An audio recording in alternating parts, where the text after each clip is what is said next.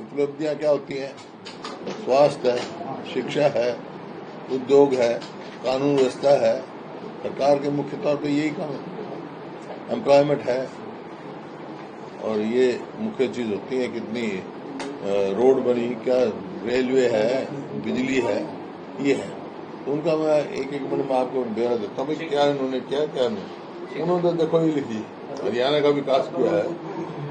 उनमें विकास में क्या लिखा है कि माननीय प्रधानमंत्री जी हरियाणा की विशेष लगाव है। वे 11 वर्षों में 14 बार हरियाणा पधारे हैं। वे 14 बार हरियाणा पधारे हैं, तो क्या क्या करके गए हरियाणा में, ये मैं बताऊंगा आपको। और हर बार उन्होंने हरियाणा को बड़ी बड़ी परियोजना दी, उन्होंने कहा। और किस किस का दिया? एक तो 800 मेगावाट का सुपर थर्मल जो है यमुनानगर में। मतलब सवाल इस बात को, तो हमारे टाइम के मंजूर हुए हैं। 11 साल डिले कर दिया उन्होंने। 11 साल पहले बनना शुरू होना चाहिए था, अब कर रहे हैं। इसी प्रकार से इन्होंने जो कर रहे हैं, इससे पहले उन्होंने western dedicated corridor, railway coach, railway repair factory, railway coach factory मंजूर हुई थी, वो इसमें बदल गई। ये सारी बातें मैं लगाऊंगी, ये तो मोटी मोटी बता रहा हूँ आपको। तो इसके आधार पर बताता हूँ आपको थोड़ा सा 11 साल में हरियाणा में क्या किया इन्होंने।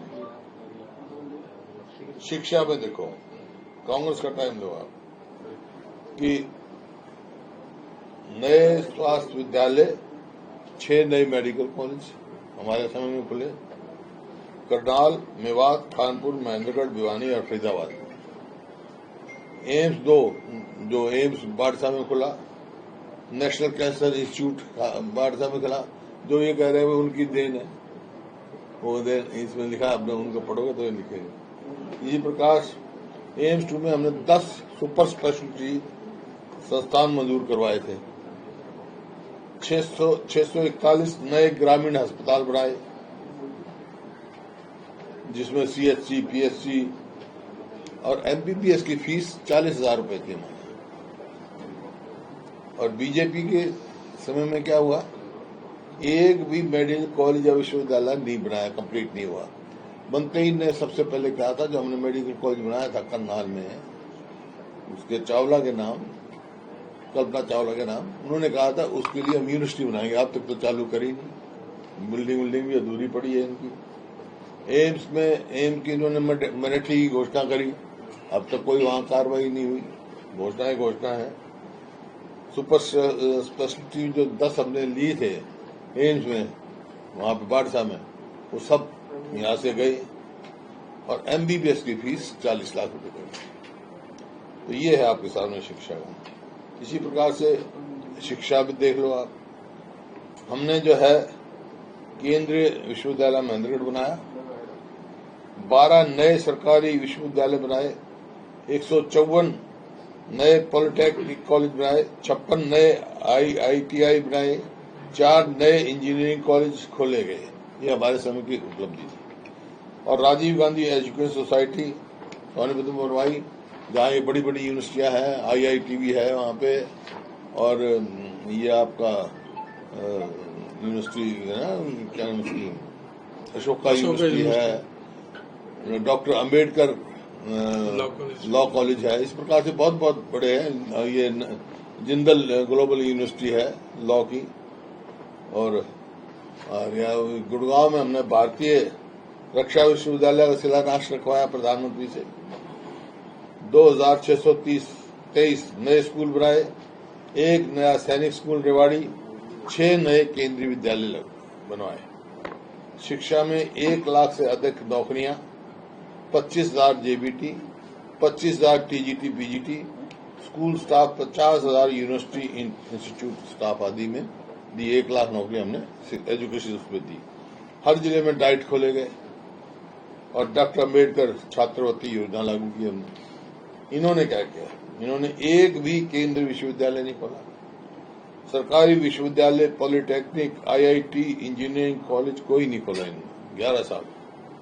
भारतीय राष्ट्रीय रक्षा जो था, डिफेंस यूनिवर्सिटी जो थी गुड़गांव में, जो प्रधानमंत्री से था, वो दूसरे स्टेट में शिफ्ट करके यहाँ नहीं बनवा पाया। पर 5,000 स्कूल बंद किए, और जेबीटी की भर्ती 0। 38,000 टीचर पद खाली हैं। पीटीआई ड्राइंग अध्यापकों की तो नौकरी से निकाला गया। डाइट बंद किए। डॉक्टर अंबेडकर छात्रवृत्ति योजना को भी लागू इन्होंने हिसाब से नहीं किया। फिर यह भाई नेशनल लेवल के कौन से इंस्टीट्यूट हमारे समय में आए। ये एजुकेशन की बात मैं कह रहा हूँ, तभी तो देश का विकास, प्रदेश का विकास कैसे होगा। हरियाणा देश का पहला ऐसा राज्य बना हमारे समय में जहां IIIT, IIM, IIHM, AIIMS, IIT extension भाट साहब हैं, NID, NID मतलब national institute of design Kurukshetra में, निफ्ट पंचकुला में, FTDI Rohtak, NIFTEM Sonipat, IICA Gurugram, NCI Badsa, tool room Ambala Rohtak, GNCP Bhadargarh, ये न्यूक्लियर स्टडीज की यूनिवर्सिटी है ये, और सिप मुरथल जैसे राष्ट्रीय शिक्षण संस्थान खुले हमारे समय में, ये सब खुल गए थे। और बीजेपी के समय में पिछले 10 साल में प्रदेश में एक भी राष्ट्रीय शिक्षण एजुकेशन इंस्टीट्यूट नहीं खुला, जो ना कोई रोजगार दिया। कांग्रेस रोजगार का देखला, कांग्रेस ने 2 लाख से ज्यादा सरकारी नौकरी दी, सार्वजनिक निवेश से रिकॉर्ड रोजगार सर्जन किया, ठेकेदारी की प्रथा खत्म करने के लिए नीति बनाई, विदेशी कंपनी हरियाणा में आई, नौकरियां बढ़ी। हर साल फौज में 5,500 पक्की भर्ती होती थी हमारे यहाँ। बीजेपी के समय में क्या हुआ, 13 पेपर लीक, HSSC की घोटाले, HPSC दफ्तर में करोड़ों रुपए पकड़े गए, हर भर्ती में गैर हरियाणियों को प्राथमिकता दी गई। कोई आप निकाल दो, हमारे हरियाणा के बच्चे सेलेक्ट नहीं हुए। और भारत सरकार के अनुसार 6 साल से हरियाणा बेरोजगारी में देश में पहले नंबर पर है। कौशल निगम की में ठेकेदारी सिस्टम शुरू कर दिया, सरकार खुद ही ठेकेदार बन गई, अंदर प्रथा खत्म कर दी, ये ठेकेदार बन गई। बेरोजगार युवाओं को टंकी के रास्ते विदेश में जाने के लिए मजबूर की होगा।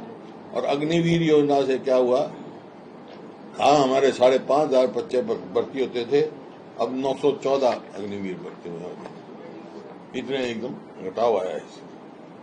और हमने 6 नए HSDI ने जो है IMT बनाए, जो इंडस्ट्रियल उद्योग, देखो 6 IMT बनाए हमने, जिसमें Maruti, Asian paints, NTPC, Reliance, Honda, IOC, Panasonic, Yokohama, Denso जैसे बड़े उद्योग लगे।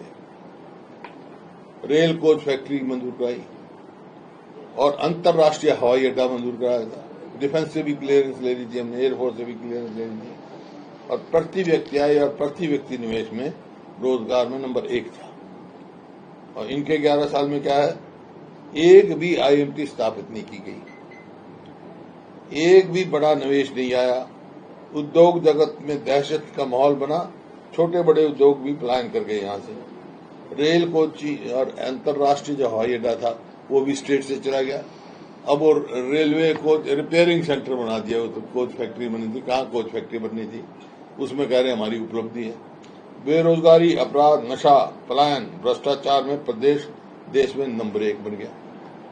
आज तक रोजगार पर, स्वास्थ्य को लेकर, शिक्षा को लेकर हरियाणा में केंद्र का कोई बड़ा प्रोजेक्ट तो आया नहीं। यानी हरियाणा बीजेपी सरकार लाने में, केंद्र सरकार देने में दोनों इंजन फेल हैं। ना तो केंद्र सरकार ने कोई दिया यहाँ, ना ये लाने में कामयाब हुई। डबल इंजन की सरकार हरियाणा में फेल है। इसी प्रकार से पावर जब बिजली एक समस्या थी, उस पर बिजली सरकारें बंद भी जाती थी, गिर भी जाती थी। 5 पावर प्लांट लगे हमारे टाइम में, और एक मंजूर शुदा जो न्यूक्लियर पावर प्लांट जो गोरखपुर में, वो हमने बहुत लगाया और बड़ी तेजी से गया। और देश में सबसे सस्ती बिजली देते थे, क्योंकि हमारा जो घरेलू है खेती बिजली लाइन, ट्रांसफार्मर, फीडर अलग अलग बनाए हमने पहले इकट्ठे थे गांव, अब अलग अलग कर रहे। बीजेपी ने एक भी पावर प्लांट नहीं लगाया, परमाणु संयंत्र स्थापित नहीं किया, और जो हमने समझौता किया था सस्ती बिजली का अडानी से, वो उन्होंने मतलब उसको दोबारा कर दिया, महंगी बिजली देने लगे, संशोधन कर दिया उसमें समझौते में। तो ये तो रेल में फिर ये कह रहे हैं अपनी उपलब्धि में वही रेल मार्ग मेट्रो किया। कांग्रेस के समय में 81 किलोमीटर लाइन बनाकर 4 शहरों को मेट्रो से जोड़ा गया था, गुड़गांव, फरीदाबाद, बहादुरगढ़, बल्लभगढ़, ये हमारे उसमें जोड़ा गया था, और 250 किलोमीटर रेल की लाइन बनी थी, यह मंजूर हुई थी। RRTS जो रैपिड मेट्रो दिल्ली से सोनीपत, पानीपत, दिल्ली, गुड़गांव, अलवर तक मंजूर करवाया गया था। बीजेपी समय में मेट्रो का एक भी नया खंभा नहीं लगा, not even a single, 1 inch भी रेलवे लाइन नहीं बढ़ी। RRTC योजना पर भी कोई काम नहीं हुआ इतने साल के बाद। और जहां तक फिर शेड्यूल कास्ट और गरीब कल्याण की बात थी, उसमें कांग्रेस समय में SC समेत 4 लाख गरीब परिवारों को 100-100 गज के मुफ्त प्लॉट दिए गए, और 3.5 लाख परिवारों को मुफ्त मकान दिए गए।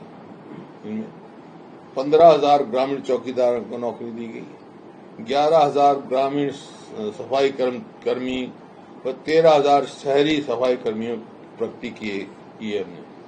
सफाई कर्मियों को पक्का करने की नीति भी बनाई थी। 20 लाख गरीबी स्कूल जो गरीब स्कूली विद्यार्थी थे उनको वजीफा दिया था। मनरेगा की रोजगार गारंटी योजना शुरू की थी। देश में सबसे ज्यादा मनरेगा जो मजदूरी हरियाणा में मिलती थी उस समय 2014 में। गरीब परिवार को 5 किलो अनाज, दाल, चीनी, तेल, मिट्टी का तेल व नमक आदि हम उपलब्ध कराते थे। SC वर्ग के बैकलॉग भरकर प्रदेश में रिकॉर्ड नौकरियां दी। हाँ, और 10,16,532 गरीब परिवारों को मुफ्त टंकी, टूटी और पानी का कनेक्शन दिया। और इसी प्रकार से SC निगम में करोड़ों रुपए के कर्जे माफ किए गए। SC के विरुद्ध अपराधों पर सख्त कार्रवाई होती थी। सोनीपत जिले में बाबा साहब डॉक्टर भीमराव अम्बेडकर के नाम पर लॉ यूनिवर्सिटी खोली थी। बीजेपी ने क्या किया? बीजेपी ने अब तक किसी को प्लॉट नहीं दिए, कह रहे हैं हम दे देंगे, एप्लीकेशन मांग रहे हैं, 11 साल हो गए, तो हमने 4 लाख देके उनको उनके मकान भी बनवा दिए थे 3.5 लाख। और मुफ्त मकान योजना की, मुफ्त मकान योजना थी वो बंदी कर दी हरियाणा सरकार ने। एक भी ग्रामीण व शहरी सफाई कर्मी, ग्रामीण चौकीदार भर्ती नहीं की। सफाई कर्मियों को पक्का करने की नीति को खत्म कर दिया, करोड़ों का छात्रवृत्ति घोटाला किया और वजीफे भी कई जगह बंद कर दिए उन्होंने। मनरेगा मजदूरों से रोजगार छीना और योजना का बजट आधा किया। गरीब परिवारों को पानी की टंकी व टूटी का बिल भेज दिया गया। SC एवं गरीब परिवारों को कुल 5 किलो अनाज दिया जाता है, जबकि हम तो मिट्टी का तेल भी और कई चीजें साथ देते थे उनको। किया जाता है नौकरियों का निजीकरण करके आरक्षण खत्म करने का प्रयास किया जा रहा है। SC निगम में किसी भी वर्ग का कर्ज माफ नहीं किया गया। SC वर्ग के नाम पर कोई शिक्षण संस्थान नहीं बनाया गया। SC वर्ग के विरुद्ध अपराधों में 2 गुना वृद्धि हुई है। इसी तरह OBC का हमारा कांग्रेस के टाइम में BC क्लास 1 और 2 में मिलने वाली आरक्षण की सीमा को 10% से बढ़ाकर 15% किया। देश में पहली बार BCA को क्लास 1 और 2 क्लास 2 में 10% अलग आरक्षण दिया गया।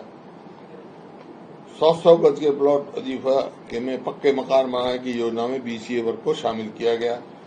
BC निगम के कर्जे माफ किए गए। केश कला और माटी कला बोर्ड बनाया। शिक्षा व रोजगार समेत हर क्षेत्र में BCA वर्ग के लिए आरक्षण लागू किया। बीजेपी ने क्या किया? BC को क्लास 1 और 2 के आरक्षण में कोई बढ़ोतरी नहीं की, जो हमने दिया था उतना ही रखा है इन्होंने। क्रीमी लेयर आय लिमिट घटा दी थी एक बार में, कितनी कर दी, 6 लाख कर दी, 6 लाख कर दिए थे, 8 से अब शायद बढ़ा रहे 8 लाख, अब दोबारा हमने 10 लाख का अनाउंस किया था, वो 8 किया। बीसी वर्ग के सभी योजनाएं बंद कर दी, बीसी वर्ग का कोई कर्ज माफ नहीं किया, केस कला व माटी कला बोर्ड को भी बंद किया, डोमिसाइल की शर्त 15 साल की बजाय 5 साल करके SC BC वर्ग के आरक्षण को खत्म किया गया, एक किस्म से जैसे प्राइवेट उसमें। इसी प्रकार से किसान की बात है,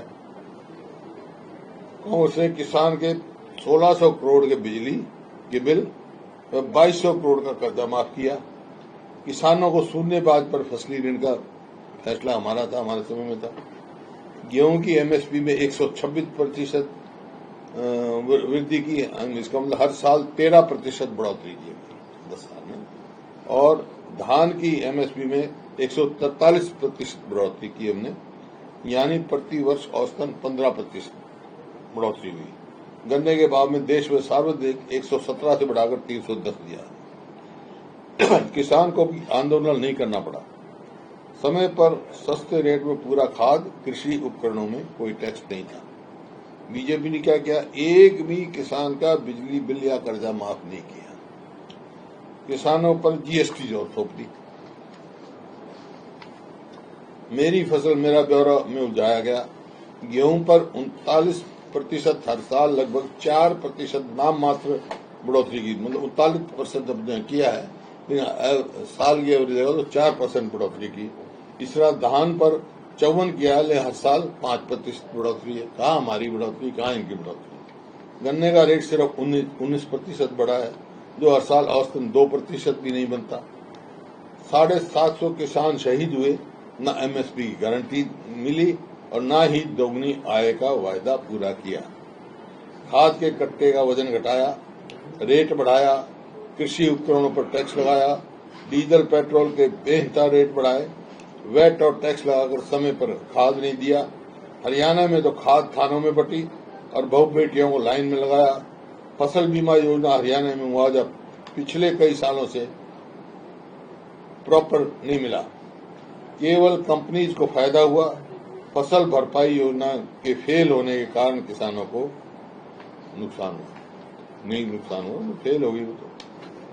महिलाओं के सम्मान की बात है, कांग्रेस में महिला सुरक्षा व महिला सम्मान नंबर 1 रहा हरियाणा। दुनिया में तिरंगे का मान बढ़ाने वाली महिला पहलवानों को दिया देश में सबसे ज्यादा इनाम व सम्मान। शिक्षक भर्ती में महिलाओं को 33% का आरक्षण दिया हमारे समय में। रजिस्ट्री फीस स्टाम्प ड्यूटी पर 2% की छूट दी। खून के रिश्ते में प्रॉपर्टी ट्रांसफर पर स्टाम्प की ड्यूटी मुक्त किया। बीजेपी ने महिलाओं के विरुद्ध अपराध में हरियाणा देश में नंबर 1, महिला खिलाड़ियों का किया घोर अपमान। खेल मंत्री पर यौन पीड़न लगे आरोप, नहीं हुई कोई कार्रवाई। हम तो असेंबली में कहते रहे। शिक्षकों के 25,000 पद खत्म किए, रजिस्ट्री फीस स्टाम्प ड्यूटी बढ़ाई। और खेल और खिलाड़ी का जहां तक सवाल है, कांग्रेस में 481 खेल स्टेडियम परिसर बनवाए, पदक लाओ पद पाओ नीति लागू की, स्पैट की नीति लागू की, 750 पदक विजेताओं खिलाड़ियों की सीधी भर्ती की। बीजेपी ने एक भी खेल स्टेडियम परिसर नहीं बनाया। नियुक्ति व पदोन्नति खत्म की, स्पैट नीति खत्म की, 3% खेल का कोटा भी खत्म किया। महंगाई में आप खुद देख रहे हैं, कांग्रेस के समय में सभी पड़ोसी राज्यों से सस्ता पेट्रोल डीजल हरियाणा में था और 400 रुपए में गैस का सिलेंडर था। बीजेपी में देश में सर्वाधिक महंगाई वाला राज्य बना, दोगुना किया वैट, जो हमारे समय में 9.18 वैट कर दिया। गैस सिलेंडर जो है 950 और अब तो 1200 हो गया, 1200 बढ़ा दिया। इसी प्रकार से जो इकोनॉमिकली बैकवर्ड क्लासेस का जो हमने आरक्षण दिया था, उसके बारे में हमारे देश में पहली बार हमारी सरकार ने आर्थिक आधार पर आरक्षण दिया। बीजेपी ने कोई आरक्षण नहीं दिया। केंद्र सरकार का हर घर नल योजना, कांग्रेस ने हरियाणा में 10 लाख कनेक्शन टूटी टंकी बिल्कुल मुफ्त दिए थे, जबकि बीजेपी सरकार ने यह योजना केवल कागजों तक सिमट कर रह गई। धरातल की रिपोर्ट्स बताती हैं किसी गांव में ये योजना आज 10 साल में भी सफल नहीं हो पाई। हरियाणा में बीजेपी सरकार ने 2014 में बनी थी और केंद्र में जिसको बीजेपी डबल इंजन सरकार कहते हैं, इसको हरियाणा का तो कोई फायदा नहीं हुआ। हरियाणा में तो कोई फायदा नहीं हुआ। केंद्र ने हरियाणा को बड़ी परियोजनाएं नहीं दी नहीं, और हरियाणा बीजेपी सरकार को योजना ला नहीं पाई। जो केंद्र की योजनाएं देश प्रदेश पर थोपी गई वो सब फ्लॉप हो गई। इसलिए कह रहा हूं कि डबल इंजन दोनों इंजन सरकार फेल है। ये जो सैनी साहब का जवाब है। और भी बात थी, केंद्र सरकार ने बात कही थी किसान की आमदनी दुगनी 2022 तक कर देंगे।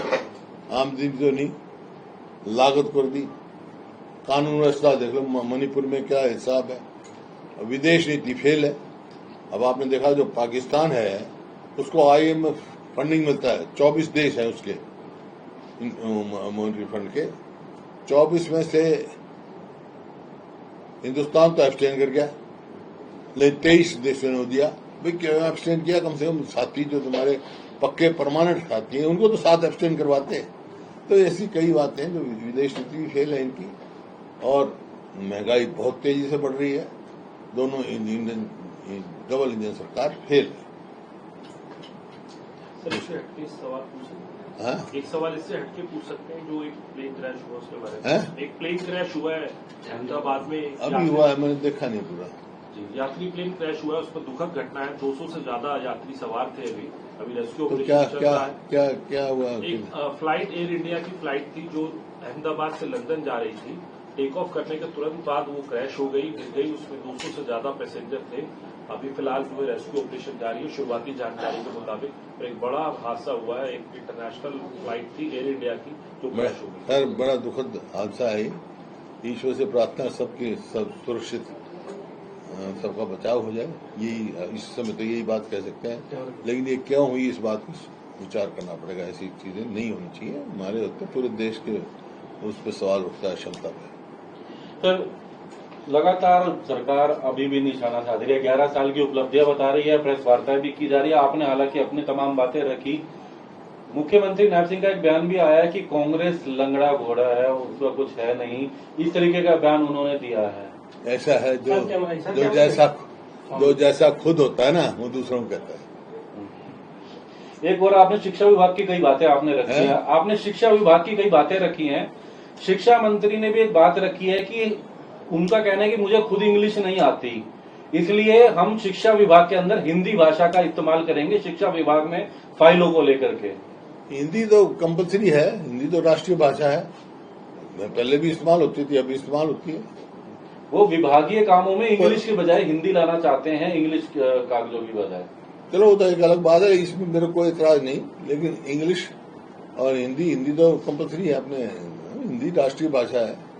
उनको राष्ट्रीय भाषा कैसे बनी ये भी उनको पता होना चाहिए। एक वोट से बनी थी, वो भी मेरे पिताजी की वोट थी और ज्ञानी गुरमुख सिंह मुसावर की वोट से राष्ट्रीय भाषा।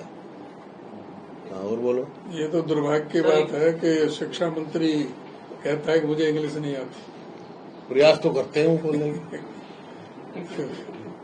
सर HAU में जिस तरीके की घटना है, HAU में एग्रीकल्चर यूनिवर्सिटी हिसार में जो घटना हुई, छात्रों पर जिस तरीके से लाठीचार्ज किया गया, किस तरीके से देखते हैं इस तरह? नहीं, जो HAU के प्रशासन का जो व्यवहार रहा है वो निंदनीय है।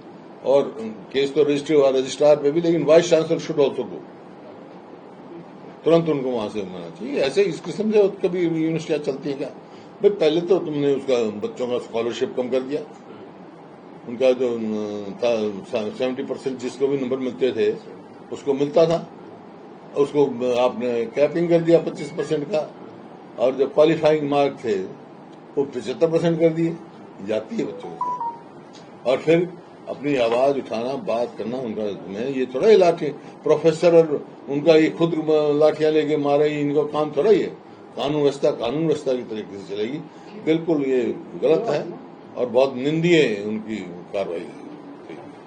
सर, आपने फॉरेन पॉलिसी के ऊपर भी सवाल खड़ा किया है। यूनाइटेड स्टेट्स की तरफ से पाकिस्तान के जो आर्मी चीफ है आसिम मुनीर, उनको इनवाइट किया गया है 25th आर्मी सेलिब्रेशन को लेकर। तो क्या आपको लगता है कि ये एक बार फिर से सवाल खड़ा करता है हमारी फॉरेन पॉलिसी पर कि इस तरीके से इतना सम्मान क्यों दिया जा रहा है पाकिस्तान को? मैं कह चुका है हमारी फॉरेन पॉलिसी फेल है, यही तो बताया मैंने। कोई भी हमारा देश हमारे साथ नहीं आगे खड़ा हुआ, जो हमारे मतलब टेस्टेड फ्रेंड्स हैं, वो भी नहीं बोले। क्या कारण? ये विचार करना है, जबकि कोई ऐसा भी समय था सारे देश हिंदुस्तान के साथ खड़े होते।